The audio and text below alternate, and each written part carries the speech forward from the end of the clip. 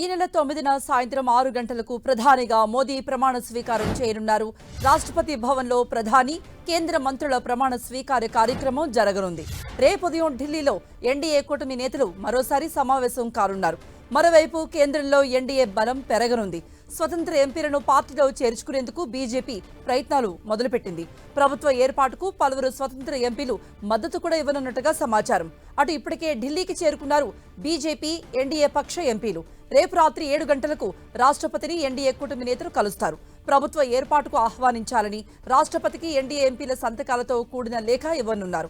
రేపు ఎల్లుండిలోగా కేబినెట్ కూర్పుపై స్పష్టత రాబోతోంది. కేంద్ర కేబినెట్లో టీడీపీ, జేడీయూలకు ప్రాధాన్యత ఉండే అవకాశం ఉంది.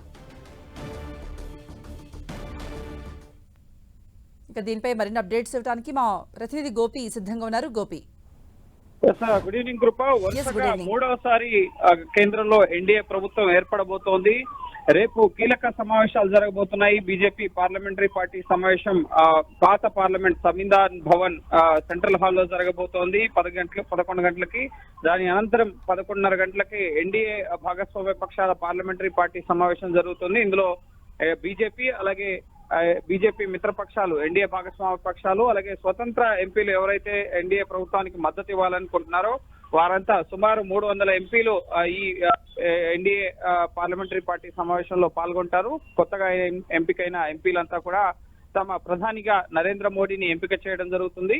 నరేంద్ర మోడీ ఈ నూతన ఎంపీలందరినీ ఉద్దేశించి పార్లమెంట్ సెంట్రల్ హాల్లో ప్రసంగించడం జరుగుతుంది. అనంతరం రేపు సాయంత్రం 7 గంటలకి రాష్ట్రపతి ద్రౌపది ముర్మును కలిసి నూతన ప్రభుత్వ ఏర్పాటుకి ఆహ్వానించాల్సిందిగా ఇటు ఎన్డీఏ పక్ష నేతలంతా కూడా ఈ 300 మంది, సుమారు 300 మంది ఎంపీల సంతకాలతో కూడిన నివేదికను రాష్ట్రపతికి అందించబోతున్నారు. అనంతరం 9వ తేదీ ప్రమాణ స్వీకార కార్యక్రమం జరుగుతుంది. రాష్ట్రపతి భవన్ లాన్స్ లోనే మూడోసారి నరేంద్ర మోడీ ప్రధానిగా ప్రమాణ స్వీకార కార్యక్రమానికి అన్ని రకాల ఏర్పాట్లు కూడా ఇప్పటికే రాష్ట్రపతి భవన్ లాన్స్ లో మొదలైపోయాయి. అన్ని రకాల స్టేజ్ సహా కుర్చీలు వీటన్నిటిని కూడా ఏర్పాటు చేస్తున్నారు. సో కొంత సందిగ్ధత ఉండేది, ఎక్కడ ప్రమాణ స్వీకార కార్యక్రమం చేస్తారు, ఇటు కర్తవ్య పథ్లోనా, లేక భారత మండపంలోనా, లేక రాష్ట్రపతి భవన్ లోనా అనేది. కానీ రాష్ట్రపతి భవన్ లోనే ఏర్పాట్లు జరుగుతున్నట్లుగా తెలుస్తోంది. సో రేపు అలాగే ఎల్లుండు ఈ 2 రోజుల్లో కేంద్ర మంత్రివర్గంలో ఏ పార్టీలకి ఎన్ని కేబినెట్ బొత్తులు దక్కుతాయి, అలాగే ఎవరు కేంద్ర మంత్రులు కాబోతున్నారు అన్న అంశానికి సంబంధించి మరో 48 గంటల్లో స్పష్టత రాబోతోంది. ఎందుకంటే టీడీపీ అధినేత చంద్రబాబు, టీడీపీ ఎంపీలు ఈ రోజు రాత్రికి ఢిల్లీ చేరుకుంటారు.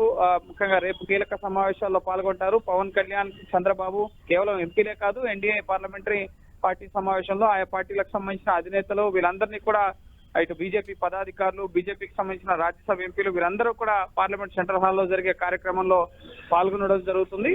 సో రేపు సాయంత్రం రాష్ట్రపతిని కలిసిన తర్వాత ఇటు ఎన్డీఏ భాగస్వామ్య పక్షాలు ఇప్పటికే ముఖ్యంగా వారి అంచనాలు ఏంటి, వారికి ఏం కావాలనుకుంటున్నారు అన్నది బీజేపీ సంప్రదింపులు మొదలు పెట్టడం జరిగింది. ఎన్డీఏ భాగస్వామ్య పక్షాలతో టీడీపీ, జేడీయూకి ప్రధానంగా ఎక్కువ ప్రాధాన్యత కేబినెట్ లో టీడీపీకి ఎన్ని మంత్రి పదవులు వచ్చే అవకాశం ఉంది గోపి?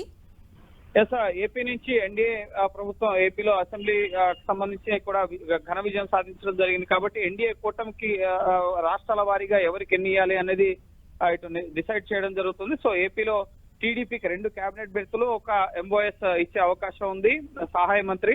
అలాగే ఏపీ నుంచి బీజేపీ పురంధరేశ్వరి, సీఎం రమేష్ గెలవడం జరిగింది. అలాగే నర్సాపురం ఎంపీ స్థానం కూడా. సో ఈ ఇద్దరిలో పురంధరేశ్వరి గతంలో మాజీ కేంద్ర మంత్రిగా పనిచేశారు కాబట్టి ఆవిడకి ఎక్కువ అవకాశాలు ఉన్నాయి. టీడీపీ నుంచి రామ్మోహన్ నాయుడు, అలాగే వేమిరెడ్డి ప్రభాకర్ రెడ్డి, ఇటువంటి వాళ్ళ పేర్లు కూడా వినిపిస్తున్న పరిస్థితి ఉంది. సో ఎవరికి మంత్రి పదవులు ఇవ్వాలనేది అధినేత చంద్రబాబు డిసైడ్ చేసి బీజేపీ అధిష్టానానికి ఇవ్వడం జరుగుతుంది. అలాగే జనసేన నుంచి బాలశౌరి పేరు కూడా వినిపిస్తోంది. సో రేపు ఎల్లుండు ఈ 2 రోజుల్లో జరిగే నెగోషియేషన్స్ లో ఫైనల్ చేయడం జరుగుతుంది. పిఎంఓ కార్యదర్శి నుంచి ఫోన్ రావడం జరుగుతుంది. ఎంపీలకి ఎవరెవరికి కేబినెట్ లో స్థానం దక్కిందో వారికి నేరుగా ప్రధాని కార్యాలయం కార్యదర్శి నుంచి ఫోన్ వచ్చిన తర్వాత మీరు ప్రమాణ స్వీకారానికి సిద్ధం కావాలని చెప్పి ఫోన్ రావడం జరుగుతుంది. సో ఆ ఫోన్ తోనే ఎవరు ఎంపిక అయ్యారు అనేది మనకు సమాచారం అందుతుంది. సో జేడీయూకి ముఖ్యంగా కొన్ని కీలక కేబినెట్ బెర్త్స్ వచ్చే అవకాశం కనిపిస్తుంది. అలాగే JDS, RLD, Lok Janshakti party, Hindustan Awam Morcha party, అలాగే అప్నాదళ్, శివసేన, షిండే వర్గం, ఈ విధంగా భాగస్వామ్య పక్షాలు అన్నిటికీ కూడా 2014లో, 19లో, ఇప్పుడు 24లో కూడా బీజేపీకి గడిచిన 2 టర్మ్స్ లో ఫుల్ మెజార్టీ వచ్చినా కూడా ఎన్డీఏ భాగస్వామ్య పక్షాలకి కేంద్ర కేబినెట్ లో స్థానం కల్పించడం జరిగింది. 2014లో మనం చూసాం సుజనా చౌదరి అలాగే అశోక్ గజపతి రాజు కేంద్ర మంత్రులుగా బాధ్యతలు నిర్వహించారు అప్పుడు ఎన్డీఏలో ఉన్నప్పుడు.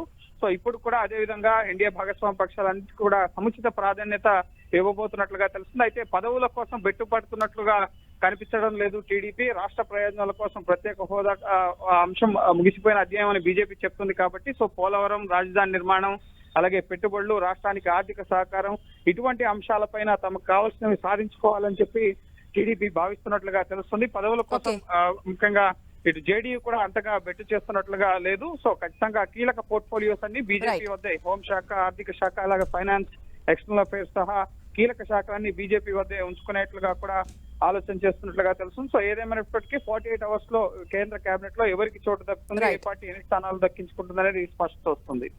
Right thank you Gopi.